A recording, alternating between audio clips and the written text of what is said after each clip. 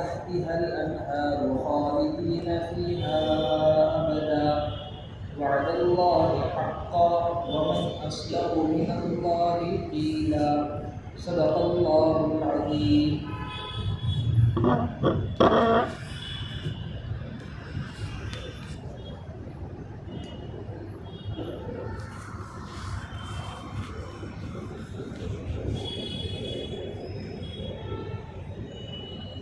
الحمد لله رب العالمين والصلاة والسلام على سيد المرسلين وعلى آله وأصحابه أجمعين. أما بعد محترم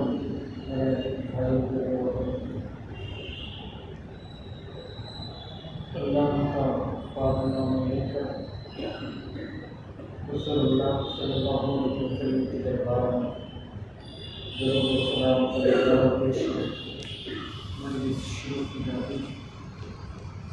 اللہ تبارک و تعالیٰ کا فرمان قرآن عظیم الشان میں جو ایمان لائے اور عمل صالح کی تو میں انہیں ہمیشہ کے باغات میں داخل کروں. اللہ کا وعدہ ہے. اس سے پہلے کی آیتوں میں شیطانی جماعت اور ان کا نظام بتلایا گیا. جو لوگ شیطان کا دوست بناتے ہیں اور اس کے بتلائے ہوئے راستے پر چلتے ہیں تو وہ ناکام ہوں گے اور ان کا ٹھکانہ دوزخ ہوگا. اللہ تبارک و تعالیٰ کا رسول ہے جہاں دوزخ کا تذکرہ کرتے ہیں تو انہیں جنت کا بھی تذکرہ اور اللہ تبارک و تعالیٰ کی جانب سے ہوتا ہے تاکہ بندے مایوس نہ ہوں. ایمان امید اور خوف کے درمیانی کیفیت کا نام ہے. امید جب ان سے آگے بڑھ جائے تو اطمینان والی کیفیت ہوگی. ایمان سے حاصل کرنے والی چیز ہے. اسی طرح خوف اور ڈر جب حد سے زیادہ ہو جائے تو وہ مایوسی ہے. یہ بھی ایمان سے خالی ہو جانے کی کیفیت.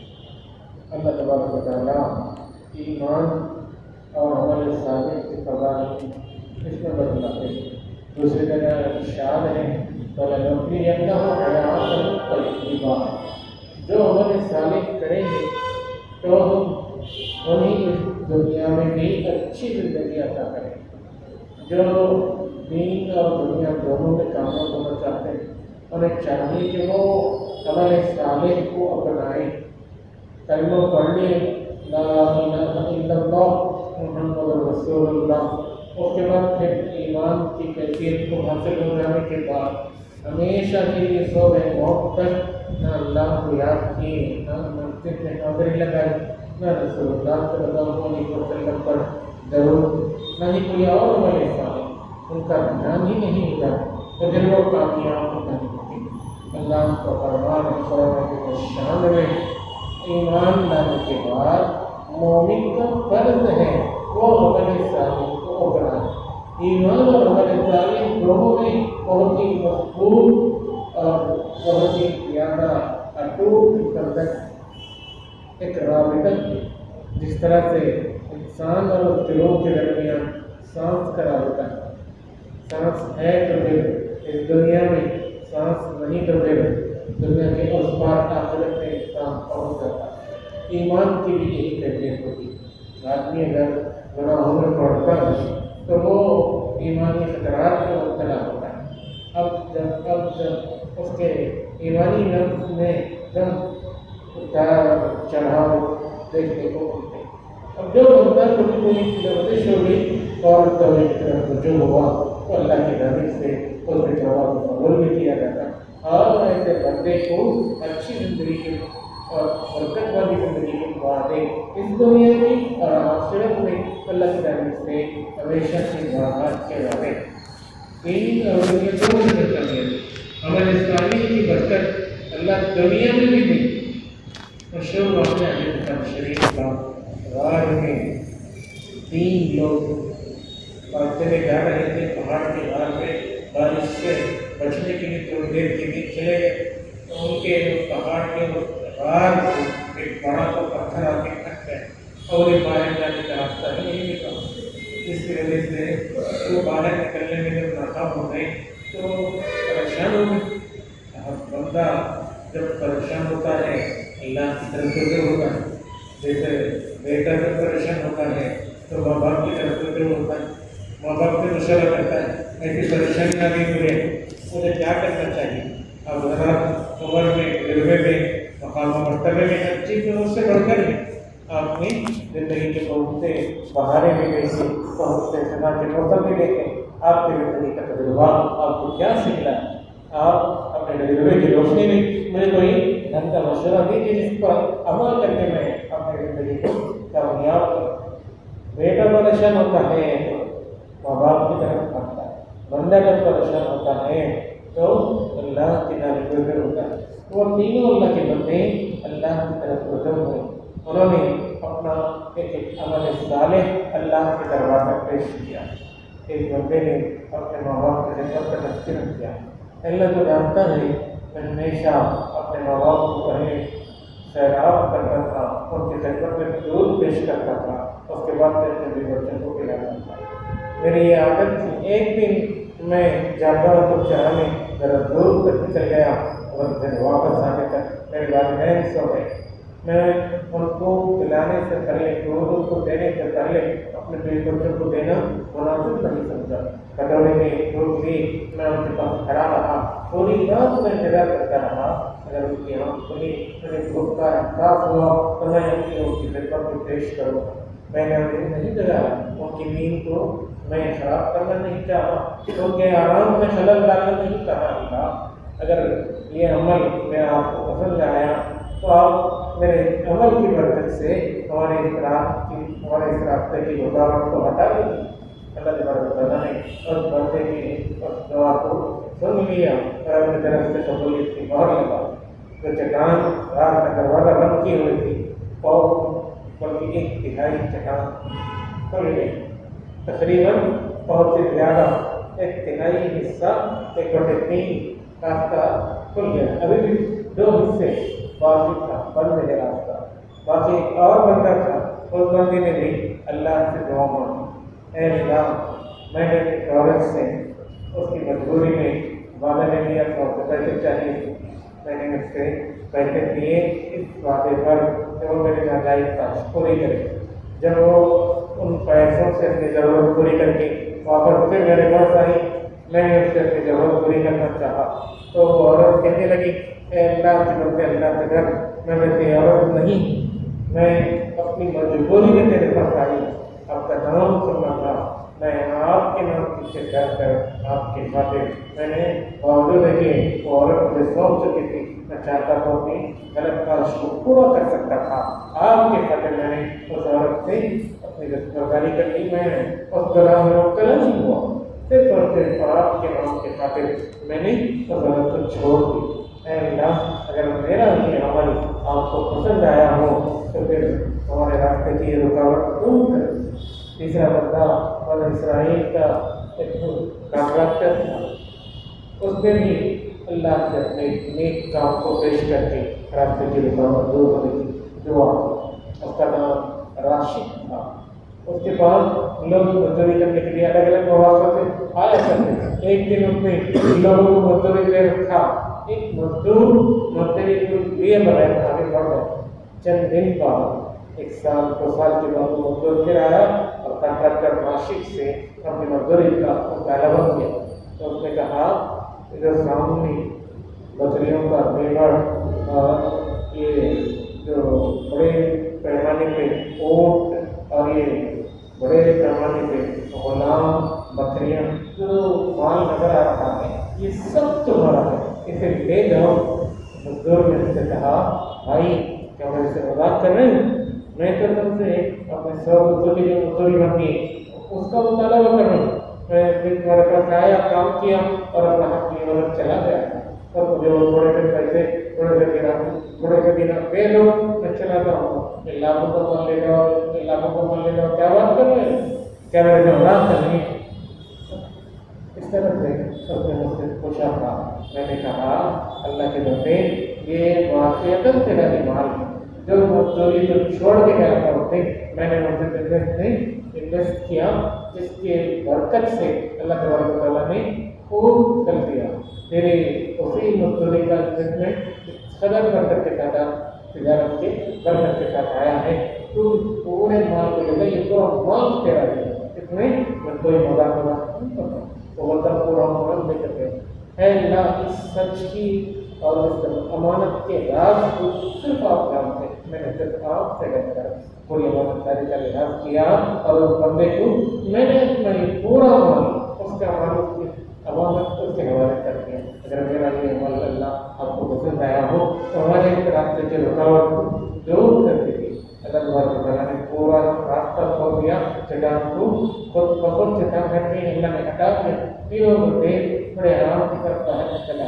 ایک واقعہ ہے اس سے ہمیں معلوم ہوتا ہے کہ عمل صالح نیک کام کا پھل اللہ تبارک و تعالیٰ آخرت میں تو دیں گے لیکن یہاں بھی دنیا میں مصیبتوں کو دور کرتے ہیں دنیا میں اللہ کی جانب سے نعمتیں راحتیں اور اللہ کی جانب سے سہولتیں کرتے ہیں اور اچھی برکت والی زندگی ملتی بندے کو چاہیے کہ بندہ اللہ سے اپنا تعلق قبول کرے ایمان سے جو جڑتا ہے تو ایمان کی طرف تو وہ ہمیشہ نیک کام کا عمل صالح کا پانی ڈالتا رہے اسے مرجھنا نہیں لگے آج کے ہمارے اس دنیا میں نیک کام کو کرتے ہیں نیک کام کرنے کے لیے بندے کے پاس بہت سے مواقع لیکن نیک کام کرنے آدمی اتنی غفلت کی سستی میں پڑ جاتا ہے رات میں سارے اعلان کا جاگنا ہوتا ہے تبدیلی سب سے پہلے غفلت فجر میں ہوتی ہے اور وہاں سے جو شروع ہوتے تو دن بھر ان رات کی پارستانیوں کا نتیجہ انسان کو بھروسہ پڑتا ہے اور سارے افراد دن میں بھی ایسے ویسے کاموں میں وقت گزارتے ہیں اللہ کا ایک اصول ہے جو بندہ رات میں اللہ کو یاد کرتے اللہ کے احکامات کی پابندی کرتے گزارتا ہے تو پھر اللہ اسے فجر میں کامیابی نصیب کر دیتے جو بندہ دن میں اللہ کو یاد کرتے اللہ کے احکامات پر عمل کرتے زندگی گزارتا ہے تو میرے اس بندے کو عشاء میں حاضری نصیب فرما دیتی ہے عشاء اور فجر میں حاضری یہ کوئی معمولی بات ہے اللہ کے نبی صلی اللہ علیہ وسلم جب بہت بیمار ہو گئے تھے آخری عمر میں بہت بیمار ہو گئے تھے تو دو آدمیوں کا سہارا لے کر بھی مسجد میں آتے تھے جب تک آ سکتے مسجد سے اللہ کے نبی صلی اللہ علیہ وسلم نہیں ہوگی اور فرمایا کرتے تھے دیکھو کہ شام اور فجر یہ دونوں مناسبوں پر بہت بھاری مناسب کے لیے اسی وقت میں اس دن کا روز اٹھے گا اور بہت بڑا کٹھن کرنا ہوگا وہ ان دونوں میں نہیں سکتا سوچنے کی بات ہے کہ کتنا بڑا اللہ کے رسول کی طرف سے وہی کا اعلان ہو رہا ہے ہم سمجھتے ہیں ایسے ہی رہ گیا بڑی سستی ہو گئی ہم سمجھتے ہیں شاید ذرا سا مجھے گور لگ گیا رہے گا سو گیا ہم لگے ایسے نہیں ہوتا ایک دن ایسے دو دن ایسے اگر مستقل ہوگا تو پھر اللہ سے رو کر دعا کرتے ہیں اللہ سے رو کر اپنے لیے ہمارے صالح والی زندگی بنانے کی ضرورت ہے اللہ تبارک و تعالیٰ جو بندہ نیک زندگی گزارتا ہے اس کی زندگی کو بھی اچھی بناتے ہیں برکت والی بناتے ہیں اس کے بعد اس کی جو اولاد ہوتی ہے چاہے وہ بیٹے بیٹیاں ہوں یا اس کے بعد کی پیڑھی نام کے واقع ہوتے ہوتے ہوں اللہ تبارک و تعالیٰ ان کی زندگی میں بھی اس برکت کو رکھتے تھے کسی کو سمجھنا اللہ کی برکت بھی دیتے ہیں اس کی حفاظت بھی کرتے ہیں حضرت خضر علیہ السلام کے جو واقعات ہیں موسیٰ علیہ السلام کے تفصیل واقعات اور جو مشہور واقعات دیوار لکھنے کو تھی خضر علیہ السلام نے روٹے کا کام کر کے اس دیوار سے مرمت کی اسے درست کر کے خضر علیہ السلام کا یہ عمل موسیٰ علیہ السلام سمجھ میں نہیں ہے انہوں نے پوچھا قریب والوں سے کھانا رہنے سہنے کا انتظام کرنے کے لیے پوچھے انہوں نے یہ بات کر دی آپ اس دیوار کو مرمت کرنے کی مزدوری ہی ان سے لے لیتے کچھ مہینے سے لے لیتے ہمارے کھانے کا بندوبست ہوتا رہنے کا انتظام ہو جاتا آپ نے کام بھی کر دیا موسم میں اور ان کے سے پوچھنے کے انسٹ کے بارے کہ کہاں کی عقل بندی ہے تو خود خدا علیہ السلام نے جواب دینے کا جب موقع آیا اس کا راز کھولا. یہ اللہ کے بندے کی وہاں کچھ خزانے کے لیے اللہ کی طرف سے امانت اور محفوظ تھی. وہ دیوار جب گر جاتی لوگوں کو موجود خزانہ نظر آ جاتا تو لوگ اسے نہیں دیکھتے, چوری ہونے کا خدشہ تھا. وہ جو بندہ جو گزر گیا تھا اس کے پوتے اس کے بیٹے کے بعد کی پیڑھی اس گاؤں میں رہتی. اللہ تعالیٰ نے کیونکہ دادا بڑا نیک اور عمل صالح والی زندگی والا تھا, اللہ نے اپنے نیک بندے کی برکت کو بعد کی پیڑھیوں میں محفوظ رکھنا چاہا. اسی لیے اللہ تعالیٰ نے اپنے خاص بندے خضر علیہ السلام کو بھیج کر اس دیوار کی برکت کروائی تاکہ وہ خزانہ ضائع نہ ہو. عمل صالح والے کی برکت اس کے بعد والوں کو مل کر بزرگان کرم ایسے پڑھو کرتے تھے, ایسے پڑھو فوائد عمل صالح کرتے. جس بندے کو یہ بات سمجھ آ گئی وہ کبھی اپنی زندگی میں عمل صالح کو نہیں چھوڑا. ہمیں چاہیے ہم اللہ سے توفیق مانگیں. اللہ میں کرنا چاہتا ہوں عمل صالح, میں فقط چاہوں تو کیا ہو سکے گا جب تک کہ آپ کی توفیق نہ ملے. اے اللہ مجھے نیک کام کرنے کی توفیق عطا فرمائیے اور برے کام سے بچنے کی توفیق عطا فرمائیے. اس کے لیے سب سے ضرورت دعا ہے لا حول ولا قوت الا باللہ العلی العظیم.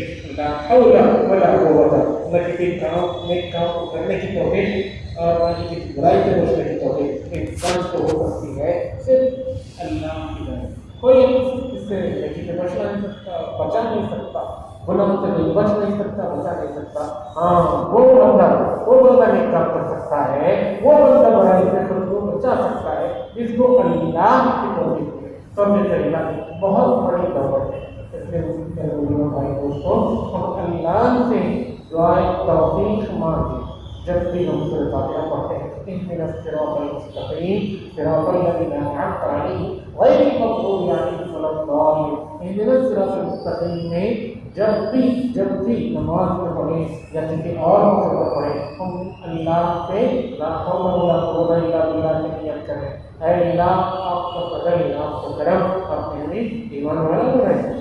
ہدایت عقیدہ کو ملی اللہ کا لاکھ لاکھ شکر. اور ہدایت عمل صالح بھی اللہ کے مان. اے اللہ انہیں عمل صالح کی ہدایت عطا فرما. میں ایمان کی ہدایت پا چکا ہوں, تیرا لاکھوں کروڑوں شکر ہے. ایمان کی ہدایت پا چکا ہوں, مومن ہوں. اور اللہ مومن ہونے کے بعد ایمان کی جو سب سے مضبوط چیز ہے عمل صالح, میں اس کی توفیق مانگتا ہوں. آپ اپنے فضل سے مجھے عمل صالح کی بھی توفیق عطا فرمائیں. جو بندہ ایسی دعا مانگے گا تو اللہ تبارک و تعالیٰ سے عمل صالح کی توفیق بھی دے دے.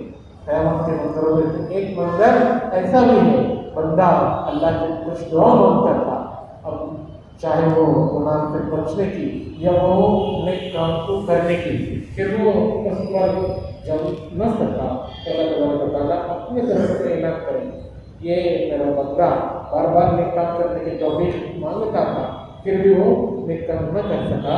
اس کا مطلب یہ ہے وہ نیک کام کرنا چاہتا تھا لیکن برکت شیطان اور وہ پھسلا نہیں کرتا. وہ شیطان کے جال میں پھنس کر اٹک کر نیک کام نہیں کرتا. میں میرے بندوں کو نیک کام کرنے والوں میں میرے دل کا شامل کر دیتا ہوں. اللہ کی طرف سے بندوں پر احسان ہی احسان ہے. اس لیے ہمیں چاہیے کہ ہم اللہ سے مانگیں, ہدایت اعمال مانگیں, عمل صالح کی توفیق مانگیں. انشاءاللہ ہمیں اللہ سے ضرور توفیق ملے گی. تو دوسری صورت ہو گئی پھر بندہ اللہ سے خالی نہیں ہوگا. اللہ پاک سے دعا ہے اللہ کا جیسے سے زیادہ عمل کرنے کی توفیق عطا فرمائے. آمین یا رب العالمین. وآخر دعوانا ان الحمد للہ رب العالمین.